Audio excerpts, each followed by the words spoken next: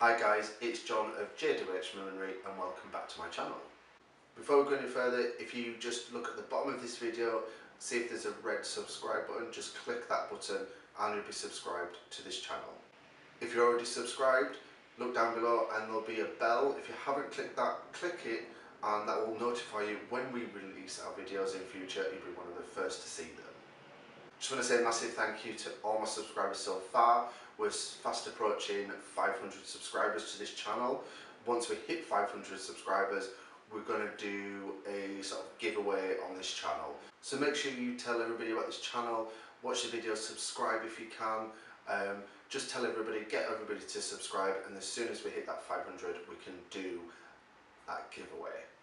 Make sure you watch to the end of this video because there will be a bit of an announcement on some workshops that we're going to be running sometime next year.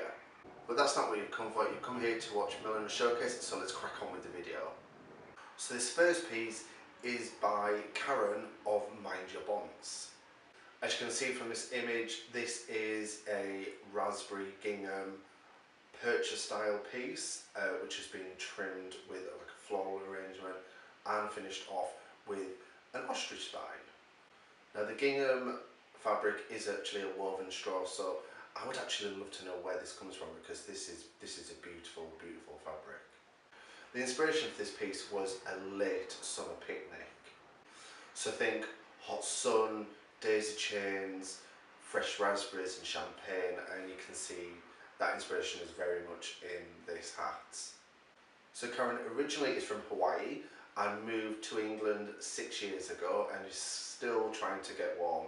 So sympathies to you because, like, you know, the temperature even in summer isn't that amazing. I mean, we've had a few hot spells recently, but it's not very the warmest place in the world.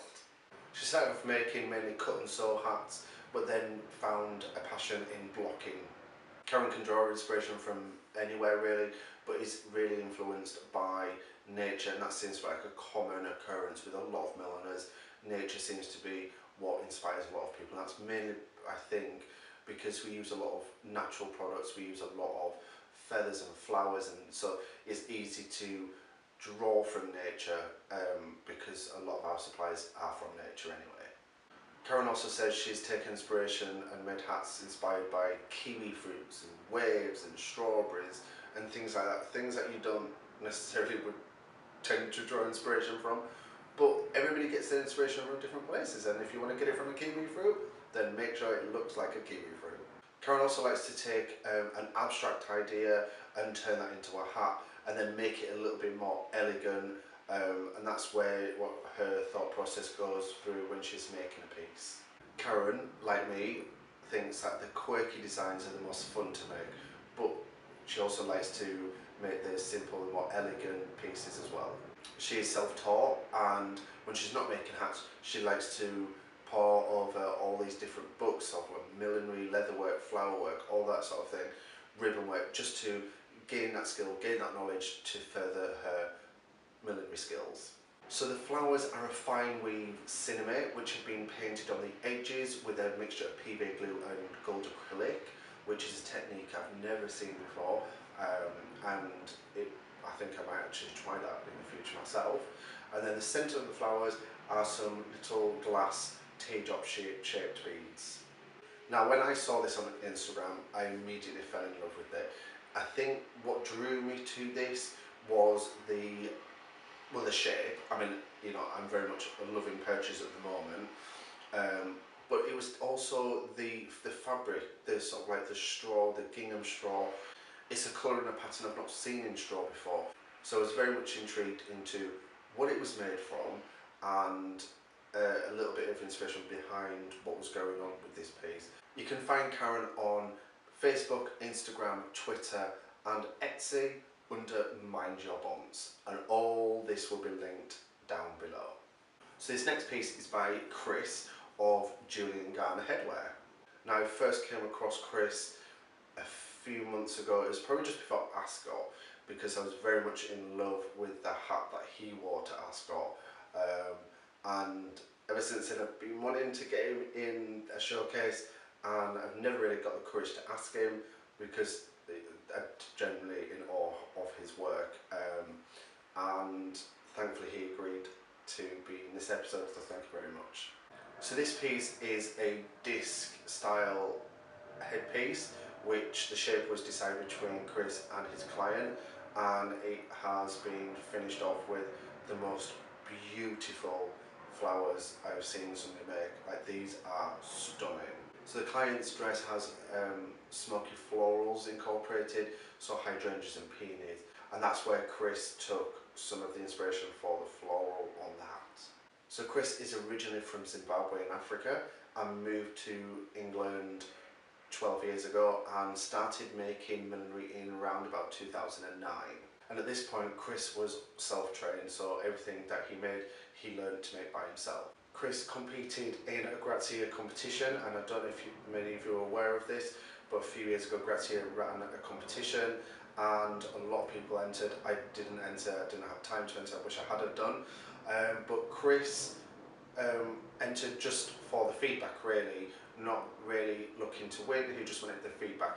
And he was very delighted with the feedback that he received from what he perceives as the industry gods, which they are, to be fair, Philip Treacy, Stephen Jones and Paula Reed. He then went on to study at London College of Fashion, which meant that he could leave his job and work full-time in millinery.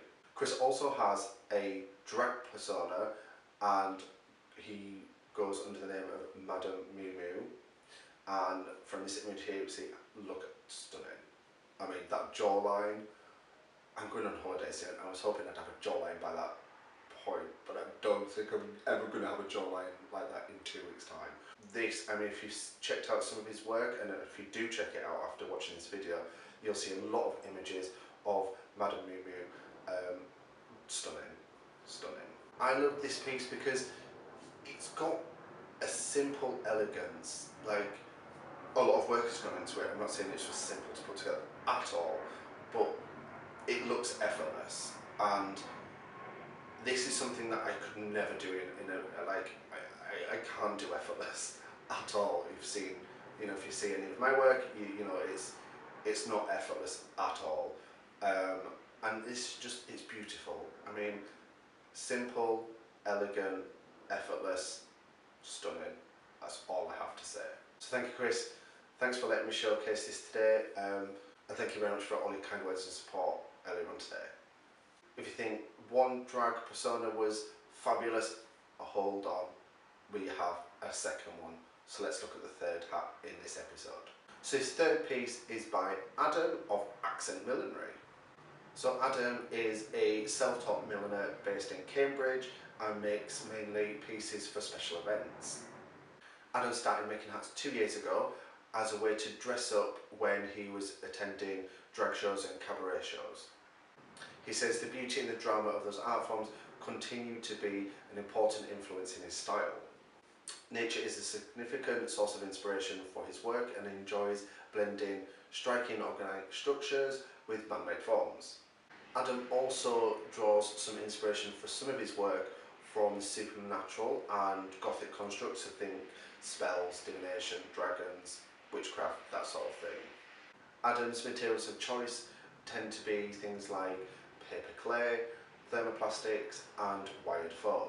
This gives him the ability to sculpt lightweight, durable hats with imposing elements.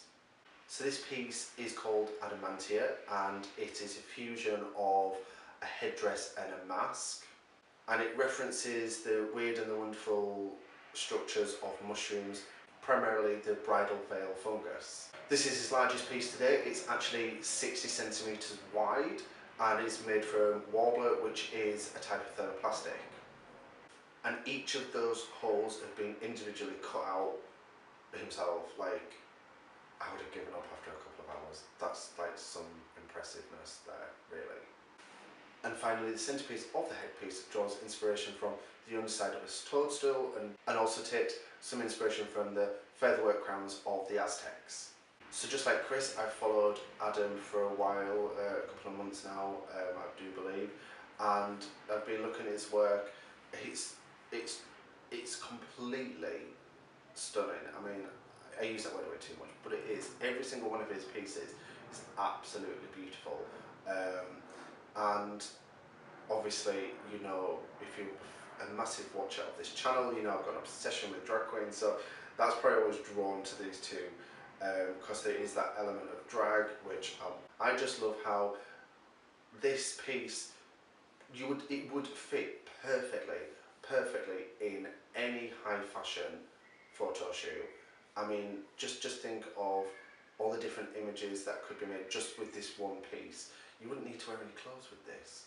You know, it could just be focused all on the hat. I mean, this is perfect.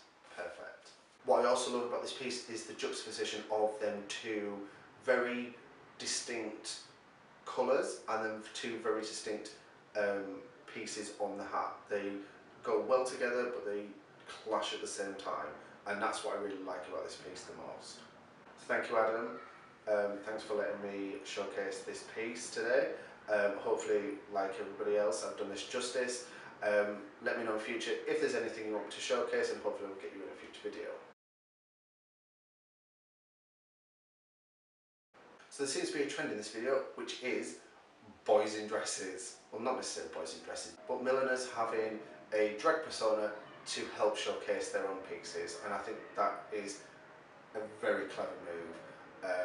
May have to do that myself. I do not look good in drag. No, I like my beard too much these days. Although I might be tempted, I definitely might be tempted. I have done it in the past before, and if you follow me on Instagram, you'll see that image on there. It was a very long time ago though. It was, how old am I now? Nearly 20 years ago.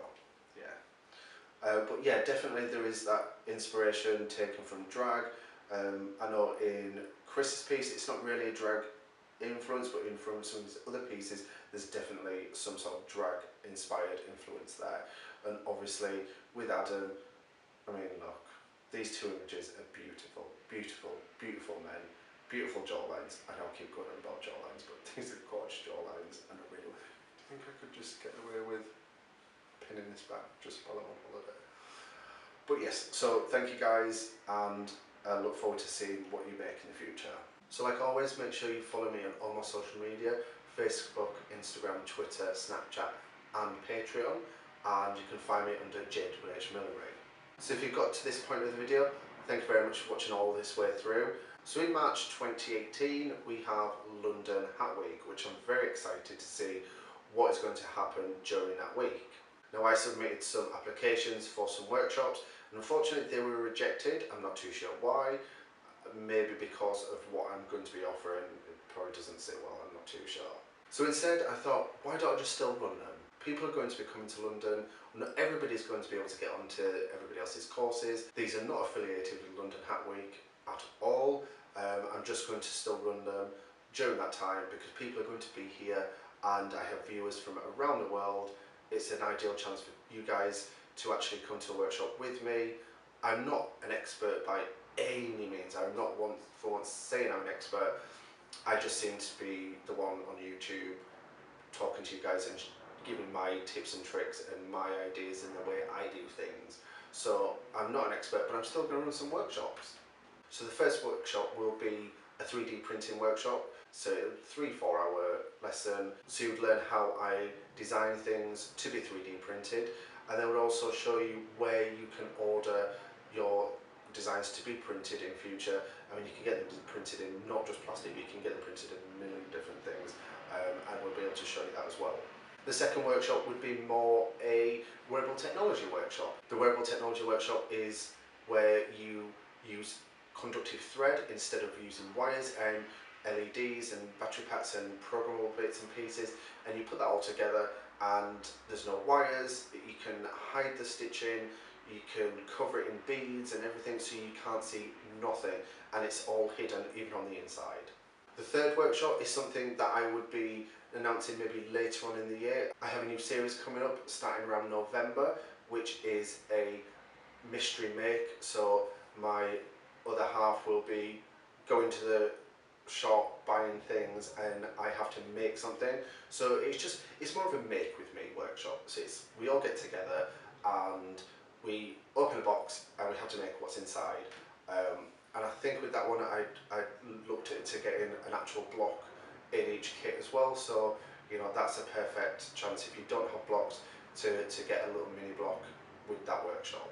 And then the fourth one is to invite you all to my Autumn Winter 18 collection, which I will be launching during London Hat Week. And once again, this is not affiliated with them. I just want to stress that this is not affiliated with London Hat Week at all, but I'm working hard on an Autumn Winter 18 collection, which is so excited about. I can't give away any details just yet, but I'm so excited. I actually have never been this excited about a collection before. This is, you know, if it comes out exactly how I want, it's going to be stunning. And I know I use that word too much, but it's going to be stunning. So if you're interested in any of these workshops, let me know in the comments down below. Follow me on all my social media, you'll be able to see more about that. And head to JWH Millinery, my website, and there'll be, hopefully in the next few weeks, there'll be updates on those workshops, where they're going to be, how much they're going to be, all that sort of thing. So you'll be able to keep update with that. And obviously in my videos, I'll be announcing when the events go live, so you'll be able to keep updated with what I'm doing. So thank you very much for watching, and I will see you next week when we have a Mother of the Bride tutorial.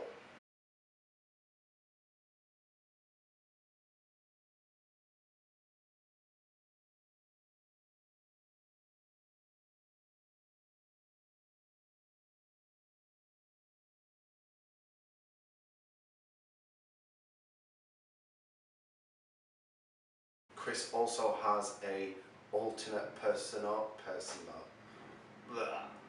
Chris also has an alternate persona known as Madam Moon. Chris also has a drag persona named Madam Moon. Oh my god, I've done it wrong again.